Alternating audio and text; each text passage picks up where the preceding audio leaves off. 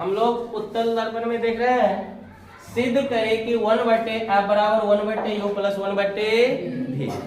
या देगा उत्तल दर्पण में दर्पण सूत्र को सत्यापित करें। उत्तल दर्पण में दर्पण सूत्र को सत्यापित करें।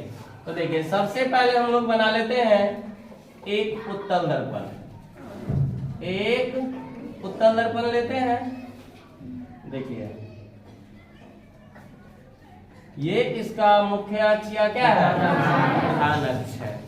ये ध्रुव हो गया और ये क्या हो जाएगा, फोकस, और ये क्या हो जाएगा, वक्रता केंद्र। ध्रुव और अनंत के बीच में एक वस्तु को स्थित करते हैं। एक प्रकाश की किरण मुख्य अक्ष के समांतर रहते हैं और मुख्य अक्ष के समांतर आती हुई प्रकाश की किरणें दर्पण से परावर्तन के बाद फोकस से आती हुई प्रतीत होती है। उत्तल दर्पण है ना, फोकस से आती हुई और एक प्रकाश के किरण को वक्रता केंद्र की दिशा में ले रहे हैं। वक्रता केंद्र की दिशा में ले रहे हैं और वक्रता केंद्र की दिशा में आती हुई प्रकाश की किरणें दर्पण से परावर्तन के बाद उसी पथ पर वापस लौट जाते हैं।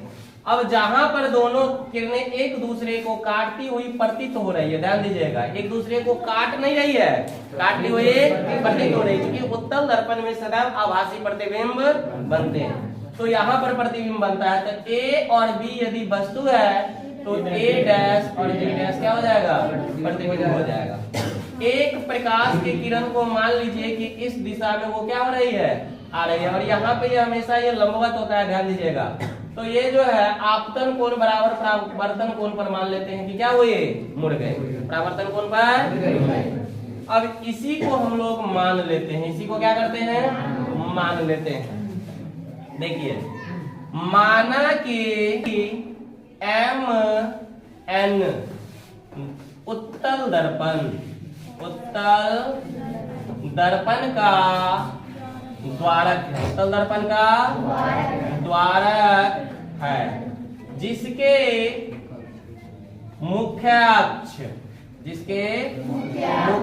अक्ष पर ए बी कोई वस्तु स्थित है, कोई वस्तु स्थित है, जिसके द्वारा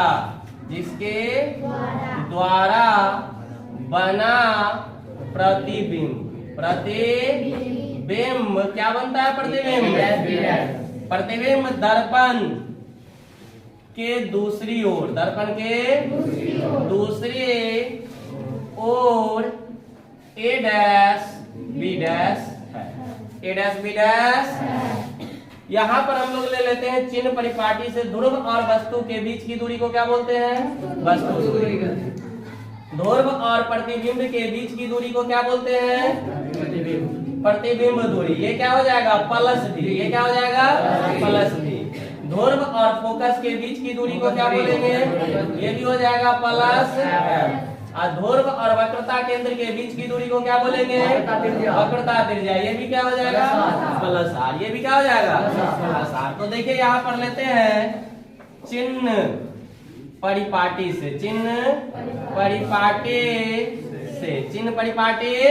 से।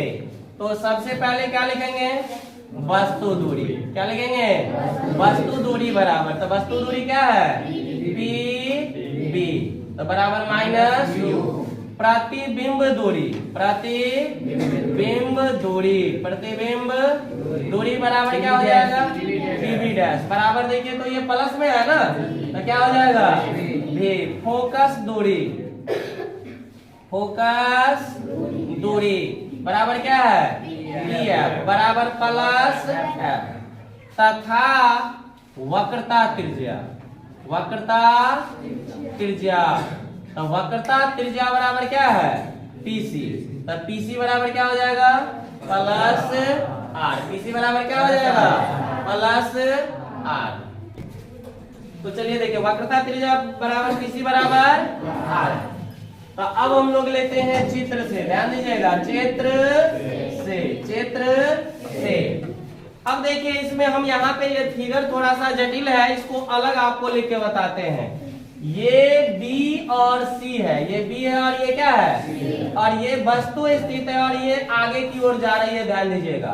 और बीच में इसका एक प्रतिबिंब बन रहा है A डैश B डैश। गौर से देखिए, दोनों के दोनों समकोण त्रिभुज है, नहीं है, दोनों क्या है, समकोण त्रिभुज है ना।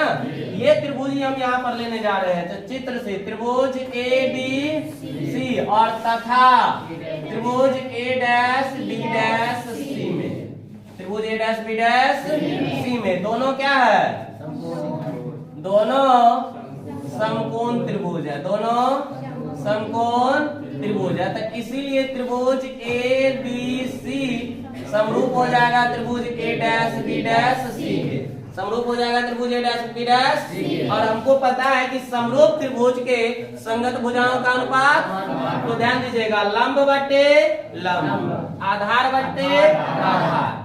तो आ जाएगा AB बटे A डैश B डैश बराबर आधार क्या हो गया, BC बटे B डैश। इसको क्या मान लेंगे, समीकरण 1। फिर देखिए यहाँ पर एक त्रिभुज बन रहा है ABP डॉट लाइन से, और फिर देखिए A डैश PB है ना, या PB dash A dash, PB dash A dash है। तो ये दोनों त्रिभुज ले रहे हैं। पुनः त्रिभुज ABP तथा त्रिभुज A dash B dash P में, फिर ये दोनों क्या है, समकोण त्रिभुज है, दोनों समकोण त्रिभुज है, समकोण। तब फिर दोनों क्या होगा, त्रिभुज ABP समरूप है त्रिभुज A dash B dash P के, दोनों क्या है, समरूप है। तो फिर से समरूप त्रिभुज के संगत भुजाओं का अनुपात, तो देखिए ये हो जाएगा AB बटे A डैश B डैश, अब बराबर इसका आधार क्या है, PB, इसका आधार क्या है, और इसका है PB डैश, PB डैश। समीकरण कितना हो जाएगा, 2। अब देखिए समीकरण 1 और समीकरण 2, समीकरण 1 और समीकरण 2 की तुलना करेंगे तो हम लोग AB बटे A डैश B डैश और AB बटे A डैश B डैश दोनों क्या होगा, तो क्या आ जाएगा, समीकरण 1 एवं 2 से, 1 एवं 2 से, तो क्या आ जाएगा, BC बटे B डैश अब बराबर PB बटे PB डैश, PB बटे क्या हो जाएगा, PB डैश। तो देखिए यहाँ पर BC जो है इसको हम यहाँ से क्या लिख सकते हैं, BP जोड़ PC, BP जोड़ PC लिख सकते हैं या नहीं। तो अब देखिए यहाँ पर आएगा PB जोड़ PC, अब बट्टे ये क्या आ जाएगा, B dash C, B dash C। तो देखिए यहाँ पर PC में से PB डैश को क्या करेंगे, हटा देंगे, तो आ जाएगा PC माइनस PB डैश, अब बराबर क्या है, PB बटे PB डैश, PB बटे PB डैश। अब देखिए चिन्ह परिपाटी में, देखिए चिन्ह परिपाटी में से अगर हम लोग लेंगे तो या क्या आ जाएगा, देखिए PB का मान क्या है, माइनस U, PB का मान क्या है, माइनस U, बैठाइए माइनस U, और प्लस PC देखिए तो क्या है, प्लस R, प्लस बट्टा में फिर PC क्या है देखिए तो plus R minus PB dash क्या है B, अब बराबर इधर आइए PB बराबर कितना है, माइनस U, अब बट्टा में PB डैश देखिए तो कितना है V। अब कोना कोनी गुना कीजिए, माइनस UV अब प्लस VR बराबर इससे इसको गुना कीजिए, माइनस UR और minus minus plus UV, plus क्या हो जाएगा UV। अब देखिए ये VR को इधर हम लोग रहने देते हैं, माइनस वाला इधर आएगा तो क्या हो जाएगा, प्लस UR बराबर UV, और माइनस वाला UV इधर आएगा तो प्लस UV, या VR प्लस UR बराबर 2UV। अब क्या करेंगे, दोनों ओर UVR से भाग देने पर, UVR से भाग देने पर तो क्या आ जाएगा, VR बटे UVR प्लस UR बटे UV आर बराबर 2UV बटे UVR।